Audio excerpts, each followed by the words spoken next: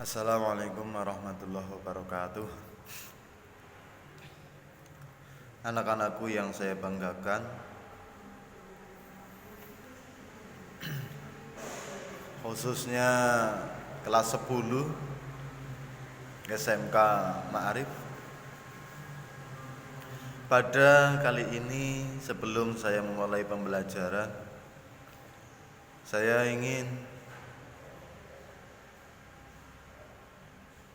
mari kita berdoa bersama-sama. Mudah-mudahan kita semua dijauhkan dari segala penyakit dan diberikan kelancaran dalam belajar dan dijauhkan dari COVID-19. Al-Fatihah. A'udzubillahi minasyaitonirrajim. Bismillahirrahmanirrahim. Alhamdulillahirabbil alamin. Ar-Rahmanir-Rahim. Maliki yaumiddin. Iyyaka na'budu wa iyyaka nasta'in. Ihdinas siratal mustaqim. Shiratal ladzina an'amta 'alaihim ghairil maghdubi 'alaihim waladdallin. Terima kasih. Selanjutnya kita mulai pembelajaran daring. Selanjutnya yaitu bab ke-5, Waliyul Amri Ad-Daruri Bisyaukah. Pengertian Waliyul Amri Ad-Daruri Bisyaukah. Sebelum kepada pengertian, Waliyul Amri ini sudah dijelaskan di dalam Al-Quran surah An-Nisa ayat 59. A'udzu billahi minasyaitonir rajim. Bismillahirrahmanirrahim. Ya ayyuhalladzina amanu atii'ullah wa atii'ur rasul wa atii'ur rasul wa ulil amri minkum. Shadaqallahul azim. Yang artinya, hai orang-orang yang beriman, taatilah Allah dan taatilah Rasulnya dan ulil amri di antara kamu. Ini tentang ulil amri. Di sini pengertian tentang Waliyul Amri Ad-Daruri Bisyaukah. Artinya yaitu pemegang pemerintahan sementara dengan kekuasaan penuh. Jadi setiap negara harus memiliki pemimpin atau imam yang menjalankan pemerintahan dan wajib ditaati oleh warganya. Dalam bahasa fikih dikatakan yaitu pemegang pemerintahan. Disebut sebagai imam a'dham atau dalam bahasa Indonesianya yaitu imam besar. Seperti yang viral pada akhir-akhir ini, ada muncul imam besar. Sudah dari dulu ketika Indonesia mulai merdeka sudah ada kata-kata imam a'dham atau imam besar. Akan tetapi yang dimaksud imam a'dham pada waktu itu adalah imam besar yang sudah disepakati oleh semua umat, oleh semua lapisan masyarakat, sudah menyetujui semuanya, maka bisa dinamakan imam a'dham atau imam besar. Jadi kalau belum sepakat semuanya, maka imam a'dham atau imam besar itu belum bisa dikatakan sah karena belum memenuhi persyaratan, yaitu kesepakatan semua masyarakat atau umat pada umumnya. Anak-anakku yang saya banggakan, pada waktu itu Presiden Soekarno adalah presiden pertama yang diberi gelar Waliyul Amri Ad-Daruri Bisyaukah.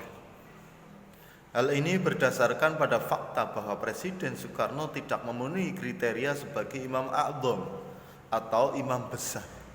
Karena syarat daripada imam a'dham atau imam besar itu sangatlah sulit.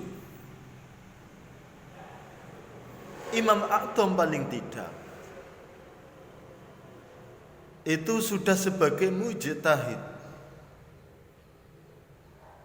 Padahal syarat jadi mujtahid itu adalah paling tidak hafal Al-Quran, hafal hadis, dan sebagainya. Makanya pada waktu itu Presiden Soekarno belum bisa dikatakan sebagai Imam A'dham, akan tetapi sebagai Waliul Amri Ad-Daruri Bisyaukah. Anak-anakku yang berbahagia, tetapi sebagai negara dengan mayoritas penduduk beragama Islam, status Presiden Soekarno sebagai imam belum memiliki kekuatan hukum fikih serta teknis pemilihan pemimpin menurut fikih. Adapun teknis pemilihan imam atau pemimpin dalam agama Islam itu ada 3 cara. Cara yang pertama yaitu berdasarkan wasiat. Cara yang kedua adalah pemilihan berdasarkan ahlul halli wal aqdi. Cara yang ketiga adalah pemilihan pemimpin berdasarkan dukungan dari kekuatan rakyat.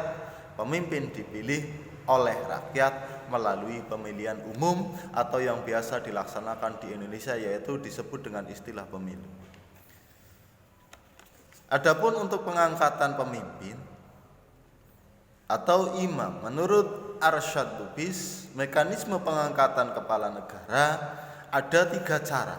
Yang pertama yaitu adalah dengan cara bai'ah atau bai'at. Yang kedua adalah istikhlaf, yang ketiga adalah isti'la.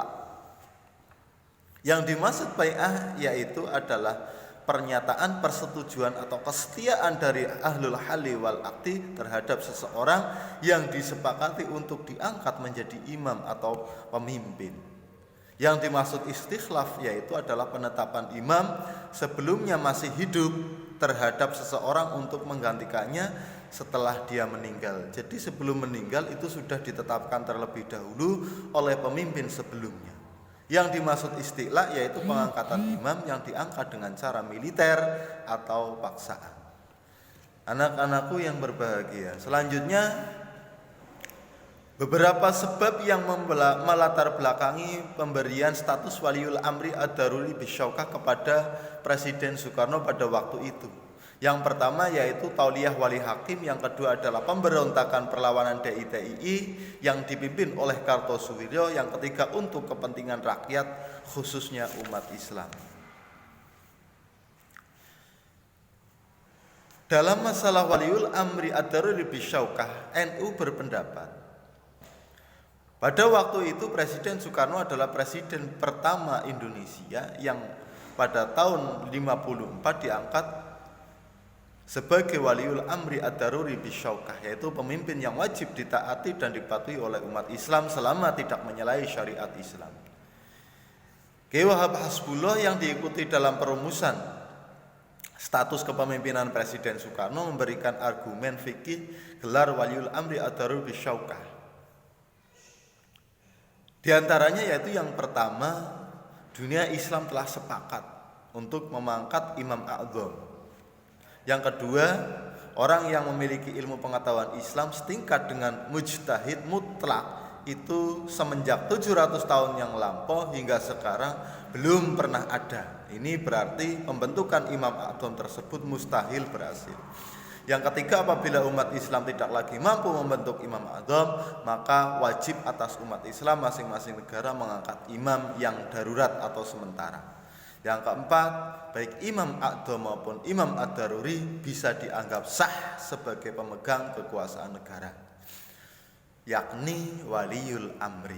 Yang kelima, karena tidak mencukupi syarat. Yang keenam, meskipun masuk bab Ad-Daruri, kekuasaan tetap harus efektif dan berkuasa penuh. Yang ketujuh, terakhir, kemudian menetapkan kepala negara sebagai wali hakim, meskipun pelaksanaannya didelegasikan kepada penghulu, adalah dalam keadaan darurat guna memperoleh pengesahan perkawinan yang diselenggarakan dari sudut pandang fikih. Demikian ulasan pembelajaran daring bab 5 KNU-an kelas 10 SMK. Kesimpulannya yaitu adalah Waliul Amri Ad-Daruri Bisyaukah adalah pemegang kepemimpinan sementara dengan kekuasaan penuh. Masyarakat wajib mentaati pemimpin. Selanjutnya, pemilihan pemimpin menurut fikih ada 3 cara, yaitu berdasarkan wasiat, berdasarkan ahlul halli wal aqdi, dan berdasarkan pemilihan dari rakyat atau pemilu. Menurut Arsyad Lubis dalam pengangkatan kepala negara ada 3. Yang pertama yaitu bai'ah, yang kedua adalah istikhlaf, yang ketiga adalah istiqlal. Demikian pembelajaran pada kali ini. Mudah-mudahan kita bisa bertemu dalam pembelajaran daring di lain kesempatan atau berikutnya. Saya akhiri. Assalamualaikum warahmatullahi wabarakatuh.